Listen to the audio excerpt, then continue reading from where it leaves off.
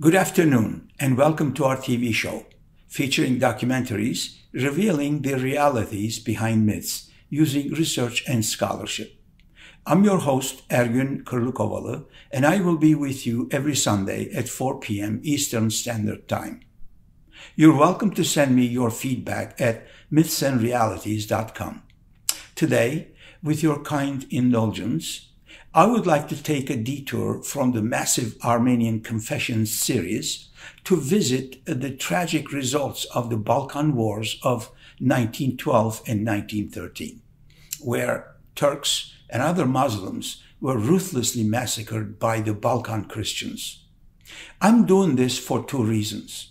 One, in our review of the Hashamatyan book in the Armenian Confessions series, we have reached page 182, where the hate crimes and war crimes of the ARF Armenian terrorists murdering Turks are glorified by Armenian writers. And two, the ethnic cleansing of Turks in Bulgaria and Greece touches me personally, as I, along with millions of Turks today, are products of those tragic days, much ignored in the biased Western media, academia, and politics, as all three loved to start the clock in 1915 with total disregard for the hinterland of 1915. What follows is a sad but true story of a people, the Balkan Turks, persecuted, victimized, massacred, and then even blamed for their own demise.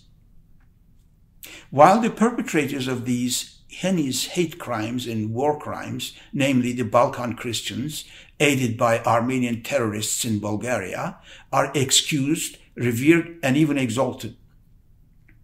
If very few people know about the Balkan massacres of 1912 and 1913 in America today, that is because of the dense atmosphere of anti-Turkish and anti-Islam bias in the media, academia, and politics.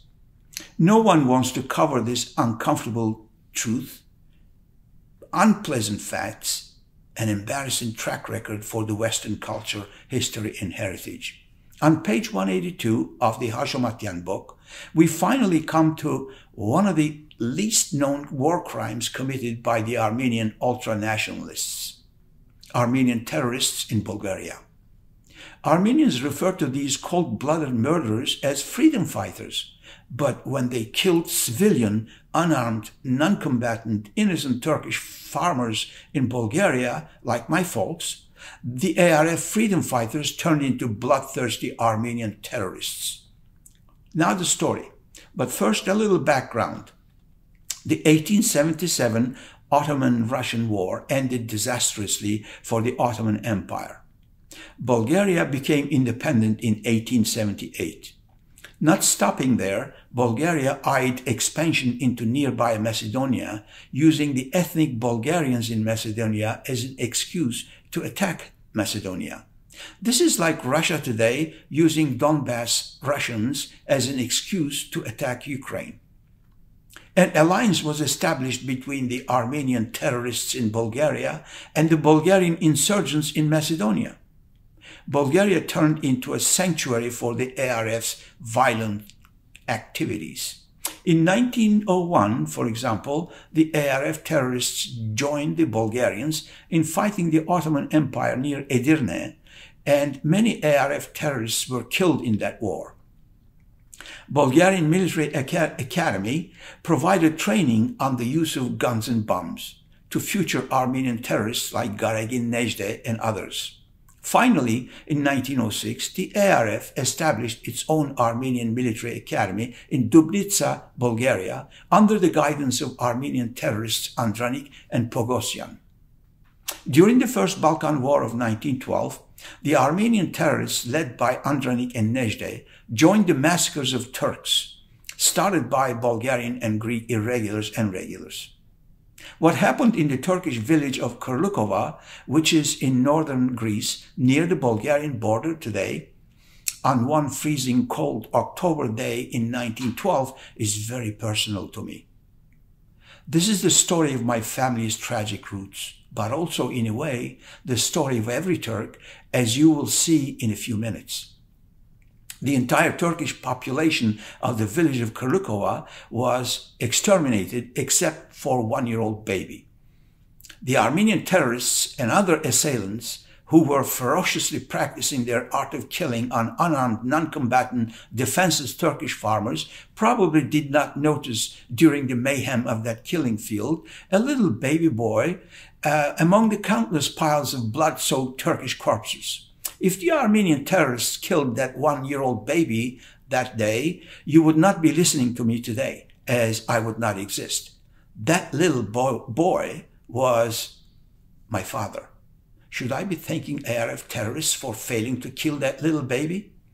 What follows then is a story of mortality, migration, and renewal, a tale of history forging Turkish identity.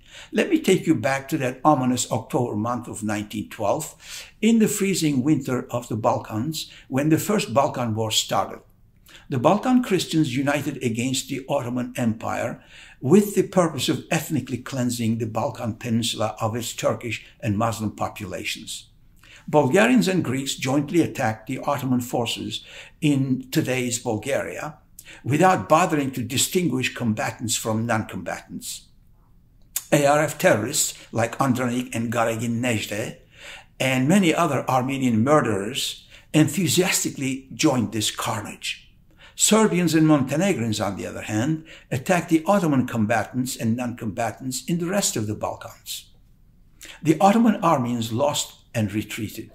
Hundreds of thousands of terrified Balkan Muslims, mostly Turks, followed in desperation the retreating Ottoman armies.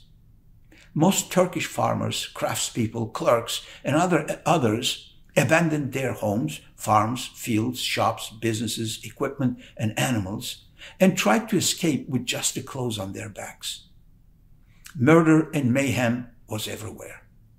A train full of Turkish babies with few babysitters was about to make its last scheduled run from Selanik to Istanbul, capital of the Ottoman Empire. It was what the Turks aptly call Can Pazarı, which translates roughly as marketplace of survival. That is, a matter of life and death. The fall of Selanik, a major city in Western Thrace, known today as Thessaloniki, into the enemy hands was imminent. In a last-minute panic, all the Turkish babies were loaded on that last train of compassion. Mothers and fathers were nowhere to be seen, as they were either killed or exiled. Among the tiny passengers was this 1-year-old baby. Pinned on his baby clothes was scribbled a faint note on a crumpled old piece of paper.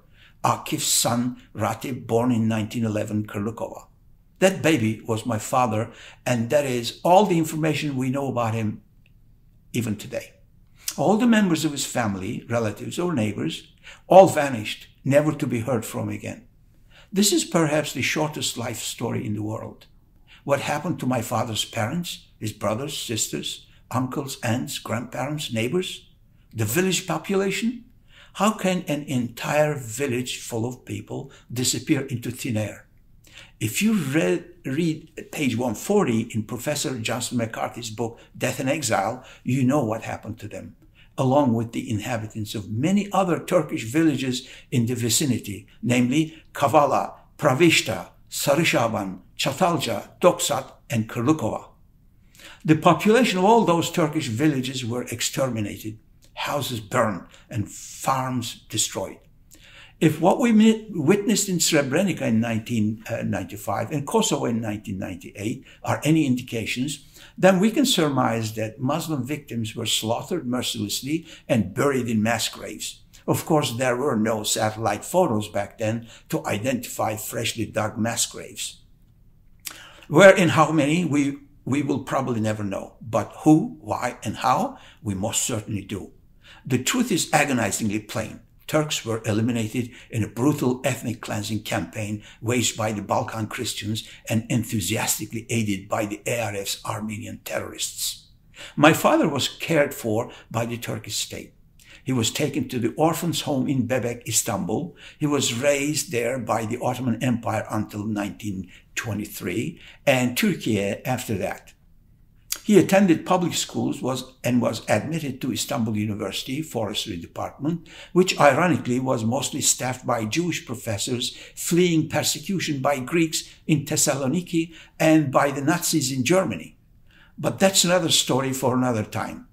My father graduated in 1939 as a forest engineer and served Turkey with distinction for 34 years before passing away in 1973. I never knew his parents or grandparents. They were all killed by Balkan Christians, irregular or regular. When I see those Armenian survivors telling their stories on TV every year on April 24th, I say to myself, you lived to tell your story. My grandparents were not as lucky as you. Armenian insurgents and others saw to it that Turks could never tell their stories. Who knows what kind of terrible death abruptly ended their young lives. So please, don't lecture Turks about men's inhumanity to men. Unlike most who consider genocide debate as a lucrative way of making a living and building a career, we are products of genocide, the Turkish genocide in the Balkans. One look at my family and you get a quick history lesson of men's inhumanity to men. My father, the sole survivor from pogroms in Western Thrace. My mother, the daughter of survivors of ethnic cleansing campaigns in Skopje, Macedonia. My oldest brother, Cenk's wife, Güler, daughter of a Turkish survivor of pogroms in Crete. My second oldest brother, Metin's wife, Elvira, daughter of a Turkish refugee from Crimea, southern Ukraine.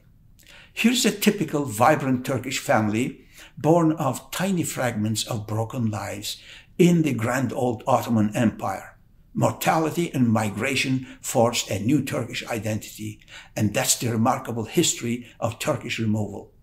One can go to any city, any town, any village, any mountaintop, riverside, in Turkey today, stop and ask the first person walking on the street about his or her family roots. One will hear heart-wrenching stories of suffering and loss. This is because the calamity that befell Turks during those endless war years was profound, conclusive, destructive, and final. Turks refer to the period from 1877 to 1922 as the wars. The period would start with the devastating Russian War of 1877, continue with bloody rebellions by the Ottoman Christians in the Balkans, Anatolia, and the Caucasus from 1880s to 1912, and culminate in the three back-to-back wars, namely the Balkan Wars of 1912 and 1913, and First World War from 1914 to 1918, and finally the Turkish Independence War of 1919 to 1922. Words are helpless in expressing the scope and depth of the trauma visited upon the Turks. The wars rapidly devoured the resources of the Ottoman Empire, leaving hardly any stone unturned in the country. Turks and other Muslims, by the millions, were forced to flee from the Balkans, the Crimea, the Caucasus, and the Arab lands, and the Mediterranean islands in this era of the wars, completing the ring of fire around the Turkish Anatolia. Death and destruction mercilessly rained upon Turkey from all corners and even from within. As in the case of Armenian insurgents joining the Russian invaders in eastern Anatolia, and Armenian and Greek insurgents joining Greek invaders in western Anatolia. More than 700,000 Turks had to flee their homes in the Caucasus in order to escape the oncoming slaughter by the roaming Armenian gangs and Armenian soldiers in the invading Russian armies during the 1914 to 1918 time period. More than 1.5 million Turks had to abandon their homes and farms and migrate to Anatolia to escape certain death at the hands of Balkan Christians. About 1/3 of those could not make it, thanks to the refined brutality of Balkan Christians. This nightmarish experience is rendered all the more tragic when the Turkish refugees reached Anatolia. These hapless masses, fleeing death and destruction in places of their origin, were met with yet another cycle of violence in their new places where they they were resettled, this time by the Armenians in Eastern Anatolia and Greeks in Western Anatolia. Not one Turkish family escaped the devastating effects of this era of the wars. Some suffered more, like my father, who lost his entire family in today's northern Greece. Others, like my mother, whose family escaped certain death in Macedonia by fleeing with just the shirts on their backs, suffered less, as half the family members managed to escape certain death at the hands of Balkan Christians. All this carnage had unfolded in full view of the West, which actually designed those campaigns, manipulated and supported them via proxies like the Ottoman Christians in the Balkans, Anatolia, and the Caucasus, and the Arab lands.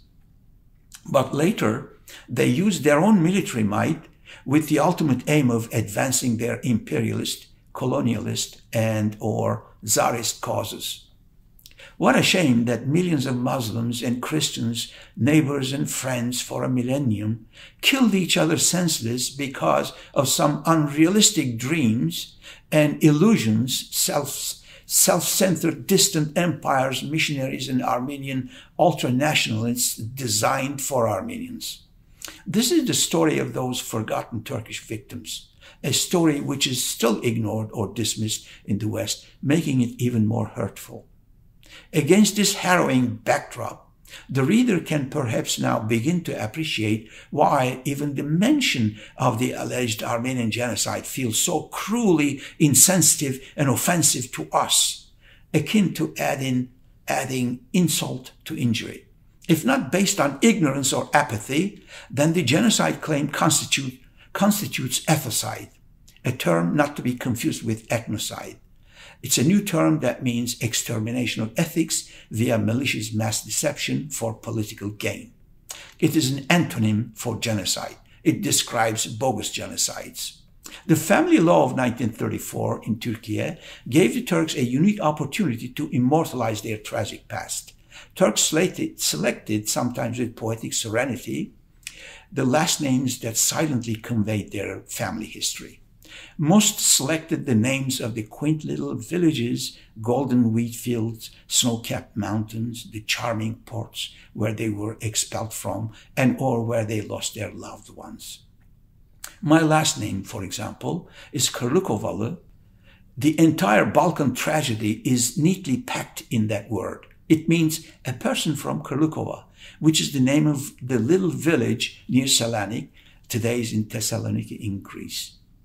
This village was populated mostly by ethnic Turks, like thousands of other villages dotting across the great Balkan Peninsula at the time. My father took this last name with the hopes of meeting someone who may recognize the name Kırlıkova and step forward to give my father some information about his parents and grandparents and siblings and aunts and uncles. Alas, that was never to be, as no one stepped forward in the past 88 years since our last name was in circulation.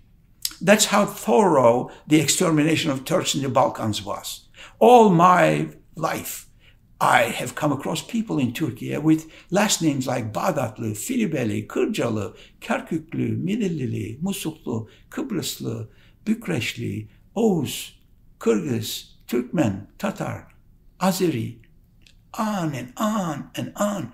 All these names have poignant human stories behind them that could keep Hollywood writers busy for decades to come.